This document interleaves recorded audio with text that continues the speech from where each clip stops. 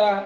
आपण पाहत आहात भरारी वृत्त सेवा यूट्यूब चॅनल. याचं सगळं नियोजन केले आणि त्याच्यासाठी आपले दोन उमेदवार उषाताई भोसले आणि अलकाताई जगदाळे या जिल्हा परिषदसाठी आहेत आणि उषाताई भोसले या पंचायत समितीसाठी आहेत. तर तुमच्यासमोर हे दोन्ही उमेदवार खूप आम्ही मेहनतीनं, खरं तर ज्यांचं जनमत चांगलं आहे, ज्यांचा सर्वेमध्ये नंबर पहिला येतो, की ज्यांच्याबद्दल गावाचं अख्ख्या आपल्या गटामधून ज्याचं नाव चांगल्या पद्धतीनं घेतलं गेलं, त्यांना खरं तर आम्ही ही संधी दिली. खरं तर बघायला गेलं तर भाऊंच्या जवळ असणारे तुम्ही सगळे कार्यकर्ते खूप मनापासून काम करता, भाऊंच्या जवळचे, आमच्या कुटुंबातले तुम्ही सगळेजण आहात, याचा खूप मोठा मला अभिमान आहे. बिजवणी सारख्या गावामध्ये पहिल्यांदा खरं खूप कमी मतं असायची, मला येण्याची सुद्धा भीती वाटायची, पण इथल्या कार्यकर्त्यांनी एवढा चांगला असा आता प्रतिसाद द्यायला सुरुवात केली. ही सगळी भाऊंची कृपा आहे.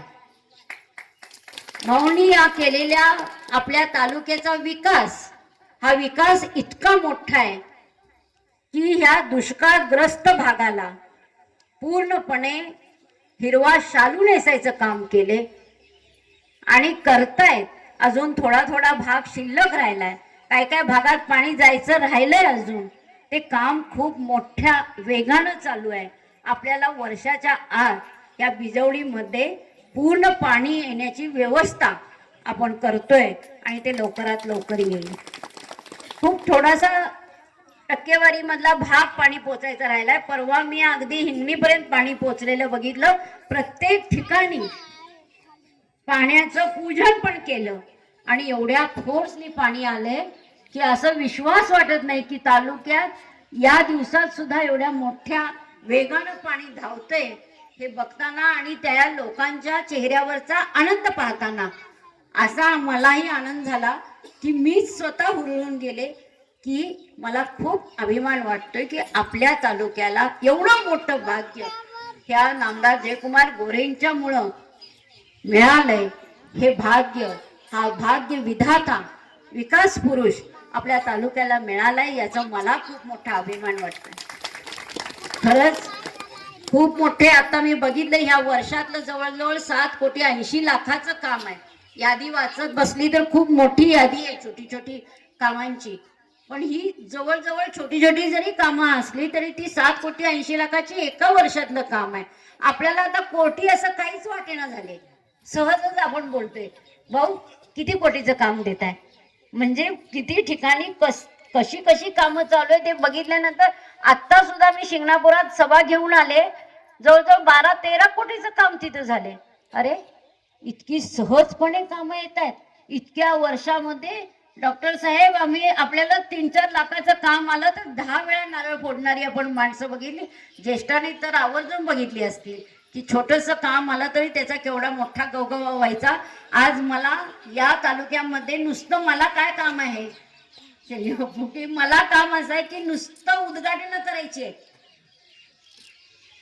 ही उद्घाटन करता मी अक्षरशः थकून जायला लागले. नारळ त्याच्यामुळं महाग झाले, खरंच तुम्हाला सांगते. कारण आपले नेते नाही डॉक्टर साहेबांसारखे, आणि एका नारळात नाही काम भागवत. 5 नारळ आण, 7 नारळ आण, सगळ्याला नारळ वाढवून घेऊ दे. नारळाची किंमत वाढली. पण असू दे, नारळामधनं पण शुद्ध पाणीच येते आणि आपल्या तालुक्याला पण शुद्ध पाणीच मिळणार आहे. आणि ते पाणी आपण बघण्यासाठी काही 4 नारळ वाढवले तर फारसं बिघडणार नाहीये. कारण आपण शेतीला एक उत्पादन घेत नव्हतो, आता 3-3 उत्पादनं घेतोय आपण कुठं आपण महाग झालोय. आता सगळंच स्वस्त झाले. पण जाऊ दे, खूप मोठा विकास आपल्या तालुक्याचा होतोय, दिवसेदिवस होतोय. त्यामुळं ह्या भाजप पक्षामध्ये येण्याचं इनकमिंग इतकं मोठं वाढले की प्रत्येकाला वाटावं की आपण भाऊंच्या कुटुंबातलं व्हावं, भाऊंच्या जवळ जावं. भाऊंच्या जवळ गेल्यानंतर आपल्याला काहीतरी चांगल्या चांगल्या संधी मिळतील, आपल्या गावालाच विकास होईल, आपल्या गावातली चांगली चांगली कामं होतील, आपली पर्सनल कामं होतील, या अपेक्षेनं तुम्ही भाऊंच्याकडे येताय आणि ती कामं केली जाताय. आता भाऊ या महाराष्ट्राचे सगळ्यांचे, तुमचे तर आहेतच, पण अख्ख्या महाराष्ट्राचे लाडके मंत्री झाले. मला सोलापूरचा सुद्धा सगळा इतिहास बघितल्यानंतर इतकं आश्चर्य वाटते.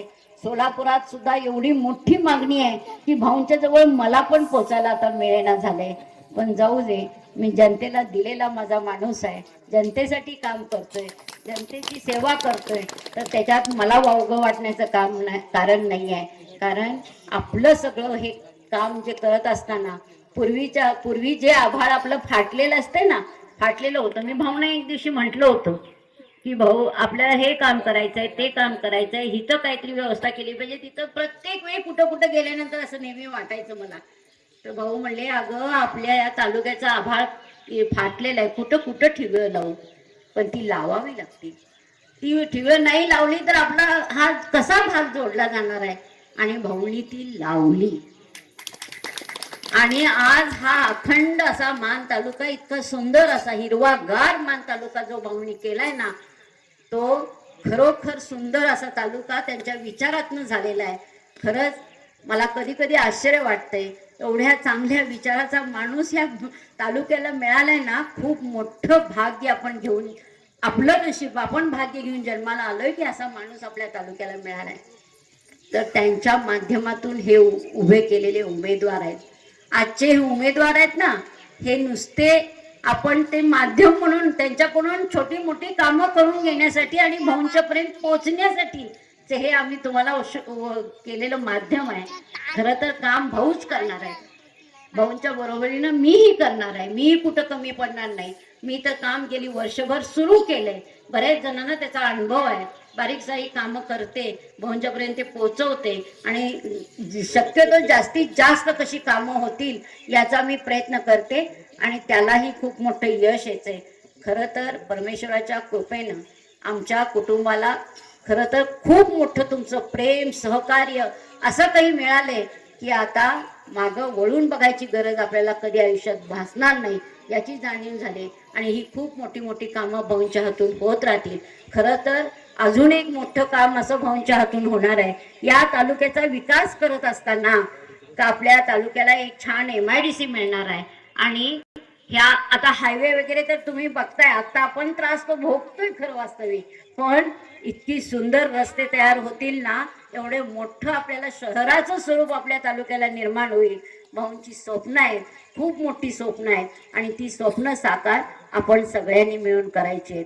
खरं तर ह्या तालुक्यातनं एक मोठाच्या मोठा नागपूर ते गोवा असा शक्तिपीठ जातोय आणि तो शक्तिपीठाचा रस्ता ह्या शिंगणापूर पासून सुरू होतोय आणि गोंदवल्यापासून शिंगणापूर, गोंदवले, मायनी असा करत तो ज्योतिबाच्या पायथ्यापासून गोव्याला जातोय.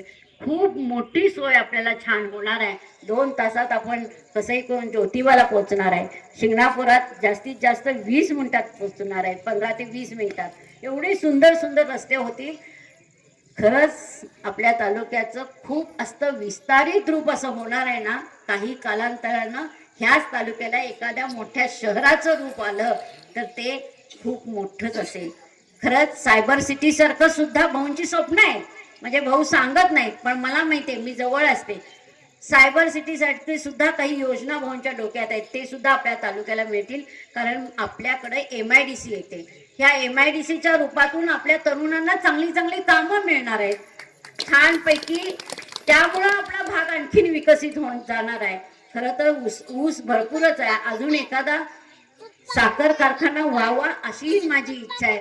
बघूया कधी पूर्ण झाली तर ती भाऊंच्या हातनं होऊ शकते असंही मला वाटतंय. आणि त्याच्या सुद्धा परमेश्वर चरणी मी नेहमी प्रार्थना करत असते. परत एकदा आपण सगळेजण भाऊंना मंत्रिपदापर्यंत पोहोचण्यासाठी सुद्धा खूप मोठं सहकार्य आणि आशीर्वाद दिले. आता इथून पुढच्या कालखंडामध्ये सुद्धा खूप मोठ्या आपल्या ह्या भागाची प्रगती होण्यासाठी तुम्ही असेच पाठीशी राहा. आणि आपले हे उमेदवार आहेत, ते उमेदवार भले तुम्हाला आवडत अगर न आवडत, पण भाऊंच्यासाठी त्यांच्यासाठी कमळावर शिक्का मारून तुम्हाला त्यांना प्रचंड मताने विजयी करून आवडून घ्या, अशी माझी आपल्याला एक विनंती आहे.